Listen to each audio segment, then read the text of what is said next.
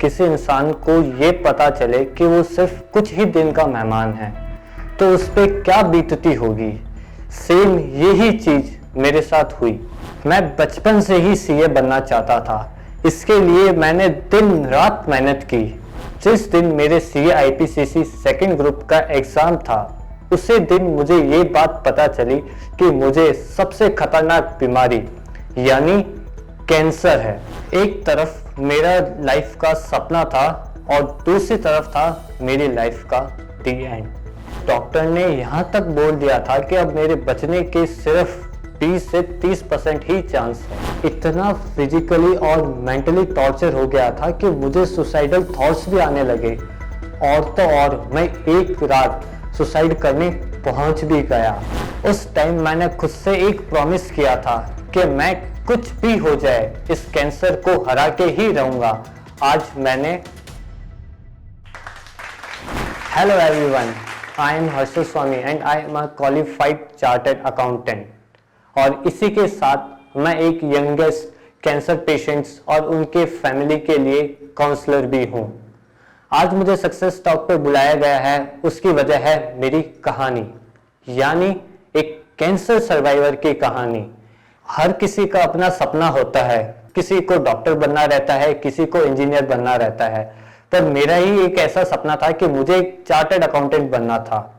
और जो मैंने क्लास 8th में ही सोच लिया था कि मुझे एक चार्टर्ड अकाउंटेंट बनना है, जिसकी तैयारी मैंने क्लास 12th के बाद से ही चालू कर दी थी। लेकिन 2017 इस टाइम पर मुझे मेरे चेस्ट में अनटॉलरेबल पेन, खांसी और चलते ही सांस फूल जाने जैसी तकलीफ महसूस होने लगी।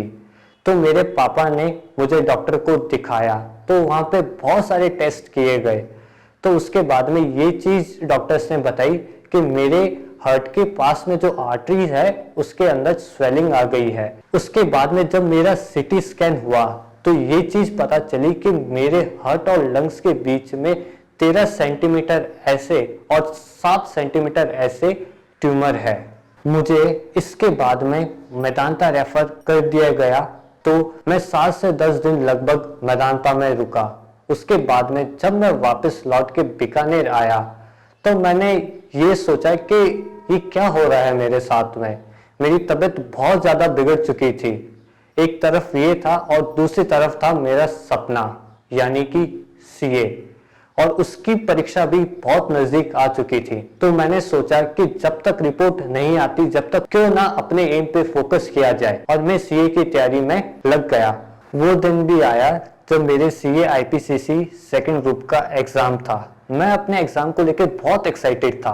मैंने उसके लिए बहुत सारी तैयारियां भी की थी, पर जैसे ही मैं घर से निकलने वाला था तब मुझे ये पता चला कि मुझे कैंसर हो गया है।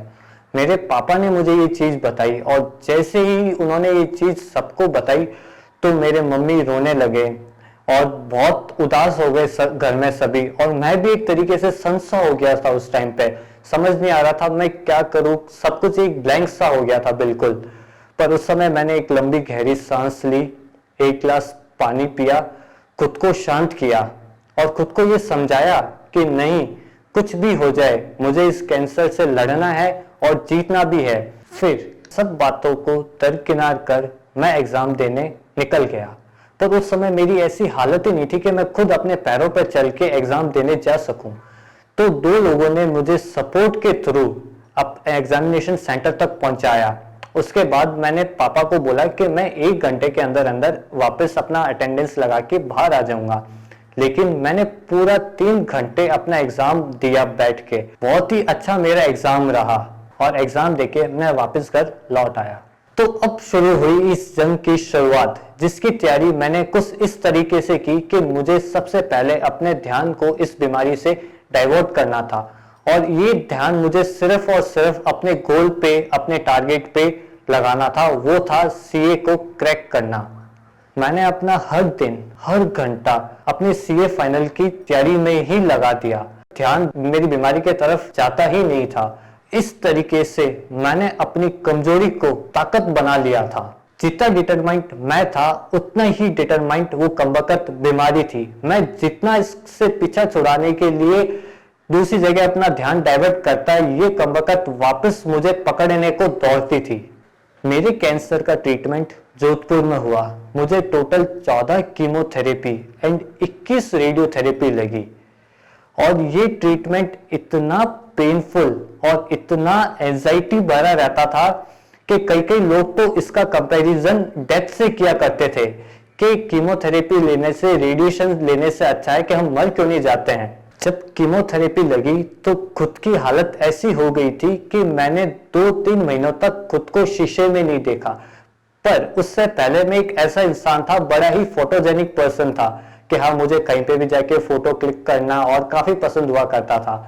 पर उस ट्रीटमेंट ने मेरी दुर्दशा ऐसी कर दी कि मैं शीशा देखने को भी घबराता था। एक डॉक्टर ने तो ये भी बोल दिया कि अब आपके बचने के चांस 20-30% है। इतना फिजिकली और मेंटली टॉर्चर हो गया था कि मुझे सुसाइडल थॉट्स भी आने लगे। और तो और मैं एक रात सुसाइड करने पहुंच भी गया और वो सामान उठा लिया जिससे मैं सुसाइड करने वाला था। लेकिन उसी मोमेंट पर मुझे मेरे पापा मम्मी का हंसता हुआ चेहरा दिखाई दिया और मेरे को लगा चौंक के कि क्या कर रहा हूं मैं, ये सही नहीं है। तो दोस्तों, जरूरी है उस मोमेंट को संभालना। अगर आपने उस एक मोमेंट को संभाल लिया तो आपकी जिंदगी बच सकती है, क्योंकि बहुत सारी चीजें आपकी लाइफ में ऐसी होती रहती है जो आपको इसकी ओर धकेल देती है, लेकिन आपको उस मोमेंट को संभालना बहुत जरूरी है। ये बीमारी मुझे जितना परेशान करती, मैं उतना ही डिटरमाइंड होके इससे लड़ता चला गया। मैंने अपना एम कभी नहीं छोड़ा।